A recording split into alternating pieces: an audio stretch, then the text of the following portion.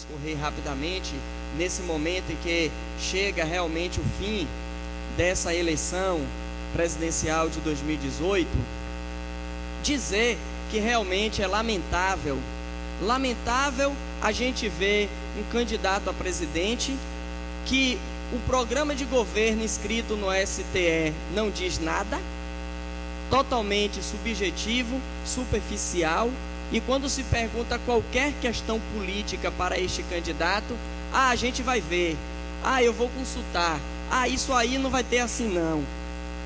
Mas objetivamente, quais são as propostas para o país? Não tem. E pior, esse mesmo candidato, ele aprovou e acompanhou e apoiou tudo nesses 2 últimos anos que o governo Michel Temer veio fazendo contra os direitos trabalhistas, contra direitos sociais. O BPC a cada dia tem mais corte, Bolsa Família a cada dia tem mais corte. E aí foi feita uma maquiagem por conta do processo eleitoral, tanto é que o filhinho dele, que não é só um filhinho, é um deputado federal que foi eleito com a maior votação do país, fala as asneiras, ameaçadora, e aí o pai tem que pedir desculpinha pelo filhinho, que é um deputado federal e que fala coisa em cima de coisa, mas eles falam o que de fato está na mente e na intenção e o que eles vão pregar e executar. E esse candidato não tem coragem. Pela primeira vez a gente vai ter um período, Carqueja, de segundo turno, onde a gente não vai conseguir ouvir um debate entre os presidenciáveis. Isso por quê? Porque tem medo de encarar um debate. É só a gente ouvir lá, quem quiser ver do que eu estou falando, bota lá na Globo News. Bota lá na Globo News. A entrevista na Globo News de Bolsonaro. E vocês vão ver por que ele foge do debate. Porque não consegue construir uma linha de raciocínio, não consegue mostrar o que é que de fato é o seu projeto. Agora eu entendo, vereador Tarcísio, que, por exemplo, a TV Record, o seu líder, que é o Edir Macedo, já fez um compromisso, um acordo para poder ter os favorecimentos para a emissora. E aí é claro que é normal que este líder vai pressionar os outros líderes que estão na base para empurrar a goela abaixo nos fiéis, que estão sendo usados em boa parte como massa de manobra. E aí, essa semana, o jornalista Juremir Machado pediu demissão ao vivo numa rádio Guaíba da TV Record. E o sindicato está entrando com ação por conta da pressão e a forma abusiva como está fazendo sobre os jornalistas em relação à questão do processo eleitoral.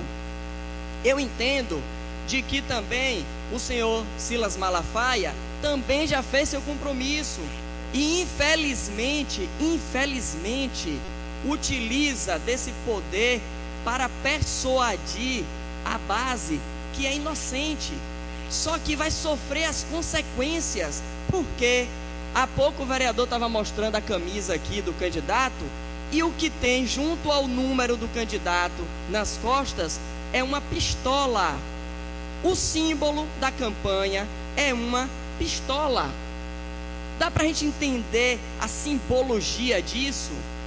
Então, assim, o Velho Testamento, vereador Tarcísio, vereador Nerival, Juarez, o Velho Testamento dizia olho por olho, dente por dente.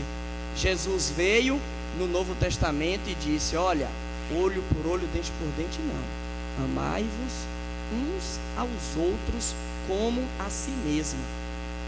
Então, como é que a gente, inclusive como cristão, que acredita na regeneração, acredita no arrependimento, acredita de que a qualquer momento, enquanto a pessoa não morre, ela é capaz de se arrepender dos seus atos e se converter, eu posso cair numa ideia de que eu tenho que matar as pessoas, e quando eu mato as pessoas eu ainda tenho que condecorar. E aquela quantidade de pessoas que morrem todo dia, não só no Rio de Janeiro, mas um monte de lugares por bala perdida, não é bala só que saiu da arma do criminoso, não. Saiu também da arma de policiais. Não sai só da arma de criminoso. E eu tenho, como o tempo está curtinho, a gente tem N exemplos. Vereador Nerival está me cedendo 2 minutos, mais 4 minutos do vereador Fabrício. Então eu vou contar aqui rapidamente uma situação, vereadores, olha só que absurdo. Uma situação que um próprio policial contou para mim, de que ele estava em Itabuna fazendo a diligência e conseguiu pegar uma pessoa que tinha acabado de cometer um assalto. E quando tinha rendido, chegaram outros 2 policiais, e aí, como estavam pro lado de dentro da casa, os outros 2 falaram que ia executar aquele camarada ali. E este policial falou: epa, aqui não, eu sou o responsável, eu prendi ele. E se vocês fizerem isso, eu mesmo vou denunciar. Levou o rapaz para a delegacia. Quando chegou lá, o policial mandou que contasse o dinheiro que estava com ele. Tinha 10 mil reais. Ele mandou registrar, botar no depoimento e entregou o dinheiro. Então, o que será que esses outros policiais estavam querendo? É isso que a gente quer? A gente quer que a gente tenha um acirramento, porque o deputado que quebrou a placa de Marielle Franco lá no Rio de Janeiro são os deputados que defendem a ideia do Bolsonaro. O deputado que disse daquela maneira que tinha que fechar e prender os ministros daquela forma, foi também uma falta de respeito ao processo democrático. O camarada que matou o capoeirista em Salvador com 12 facadas por ter declarado voto a Haddad, declaradamente foi uma pessoa que dizia que votava no Bolsonaro. Então a gente precisa de livros, de paz, de distribuição de renda, de emprego, de respeito mútuo, de amor um com o outro. Imagine que ele diz que a mulher agora vai poder se defender porque vai andar com a arma. Imagine, senhores, a mulher à noite andando com a arma nas ruas escuras, e aí chega uma pessoa tentando assaltar ou estuprar, e aí essa senhora vai conseguir tirar essa arma e se defender com essa arma nessa rua escura. E para finalizar, nós ainda temos um outro processo, que é o político. Eu queria entender, inclusive de quem defende esse candidato, como é que vai ser isso que ele diz, de que o ministério vai ser todo político, todo técnico, não tem compromisso com partido nenhum. Mas o Congresso eleito, que tem 513 deputados eleitos, tem 30 partidos representados, como é que ele vai fazer essa dinâmica de conseguir aprovar os projetos, de fazer uma composição política, de fazer as mudanças necessárias, sem contar com o Congresso, sem contar com os partidos políticos? Como é que vai ser essa mágica que vai ser feita? E aí nós aqui na Bahia, que já ganhamos a eleição com o nosso governador Rui Costa no primeiro turno com 75% de aprovação, mostrando a eficiência do trabalho, o governador Rui Costa precisou entrar na justiça para conseguir ter 600 milhões de reais que já estavam certo para o governo da Bahia, e a turma de Michel Temer prendeu esse dinheiro e ele teve que entrar na justiça para conseguir ter a liberação. A ponte está aí a conta-gota, pelo mesmo motivo achavam de que prejudicando, prendendo o dinheiro da ponte, iam atrapalhar a campanha de Rui, e não atrapalhou. E de agora por diante, caso aconteça, que eu acredito que o vira-vira está acontecendo a cada dia, tem mais um. Ontem mesmo eu tive a felicidade, o vereador César Porto também está conosco com o 13, vai votar também com o Fernando Haddad, e acredito que até 28, que é o próximo domingo, muitas outras pessoas vão refletir, vão avaliar, porque você tem o direito de escolher o seu voto. Ninguém pode interferir nisso. É um direito constitucional seu. Você vai poder escolher o seu voto. Mas as consequências que virão, a depender de como será dado o seu voto, isso não será opcional. Você vai sofrer as consequências sem querer ou querendo, porque não é opcional. Vereador Tarcísio. Oi. Senhor presidente, somente para complementar, eu quero assim dizer de que eu carrego em mim a esperança, a fé. Até o domingo que vem, Eu não acredito, não consigo acreditar, porque eu não consigo ser convencido que um candidato conquiste meu voto dizendo que no Brasil tem que matar no mínimo 30 mil pessoas. Eu não consigo acreditar que um candidato conquiste o meu voto dizendo que é contra as conquistas sociais. E no último sábado ele disse que MLT, MST, aquilo tudo é terrorista. Então aquilo que sai da boca do candidato à presidência de uma república, para mim, é uma afronta, é uma literal agressão. Muito obrigado. E aí, senhor presidente, olha só como é interessante. No Brasil, assim como em todo o mundo, a gente precisa, vereador Eri, por exemplo, os rodoviários precisam de ter um sindicato forte, organizado, para defender o direito do trabalhador.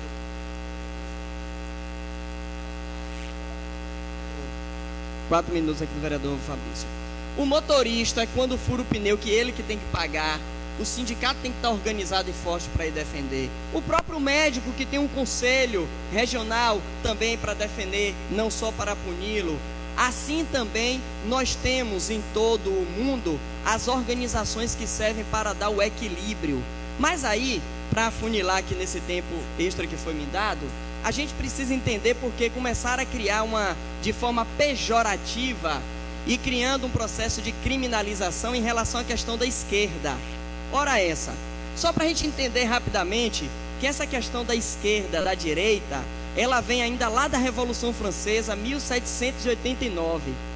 Então lá nesse período ainda de 1789, na Revolução Francesa, foi quando começou o conceito de esquerda e direita. Porque no parlamento, assim como nós estamos aqui no parlamento, as pessoas que conseguiam ser eleitas para o parlamento e que defendiam direitos trabalhistas, que defendiam um Estado que garantisse a vida das pessoas estar com melhor qualidade, as pessoas que defendiam diminuição da desigualdade, que não houvesse tanta pessoa com fome, distribuição de renda, emprego decente, essas pessoas organizadas, elas sempre se sentavam no salão no lado esquerdo, enquanto as pessoas que representavam os empresários, a burguesia da época, as elites, a concentração de renda, Estado mínimo, o Estado sem interferir nas pessoas, então essas pessoas sentavam sempre à direita do salão. E daí foi que nasceu esse conceito de direita e de esquerda. Então quando a gente ouve um partido, um grupo ou uma pessoa que a gente diz que é de esquerda, é porque ela defende direitos sociais, direitos trabalhistas, diminuição da desigualdade social, renda, distribuição de renda, emprego decente.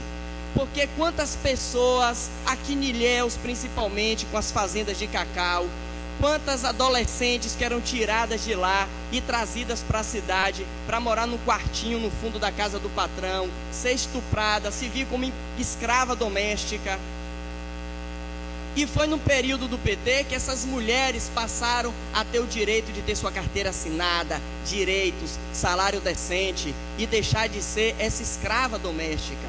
E outro detalhe, essa questão de que tentam deturpar coisas que Haddad nunca defendeu e a esquerda não defende, como se a gente fosse contra a família. Agora repare só como é interessante, né? Ah, vocês são contra a família. Só que eu não vejo uma parte dessa turma discutir quantas crianças que chegam em casa e vê o pai batendo na mãe todo dia.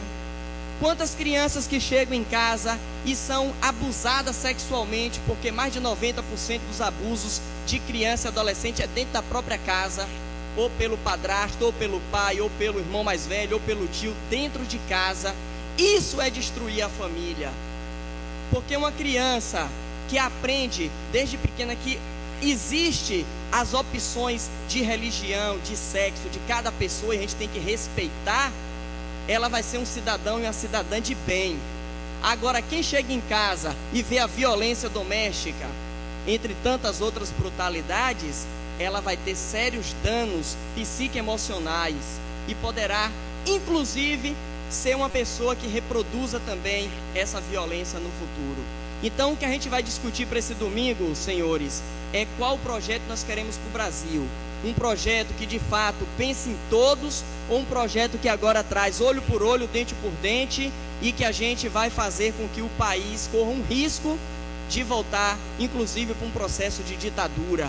Porque se o próprio candidato já tem toda essa expressão da ditadura, o vice aí é muito pior ainda, porque ele já deixou muito claro, e por isso foi escondido da campanha, por conta das opiniões dele, que é muito clara em relação à forma de condução dos direitos de todas as pessoas e das instituições. Então, que a gente vote com muita consciência, porque eu repito, o nosso voto é opcional, mas o que nós vamos passar após a eleição não vai ser opcional.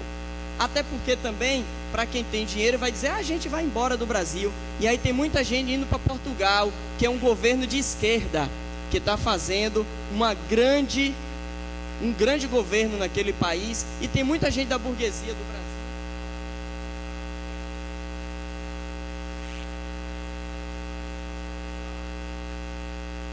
Vereador Nerival.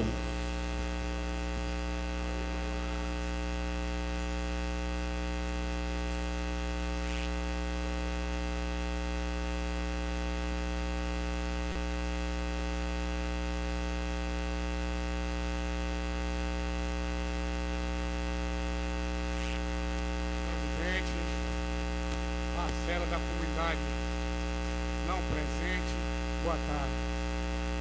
Presidente, o microfone sempre no aqui, né? Presidente, a gente está atentamente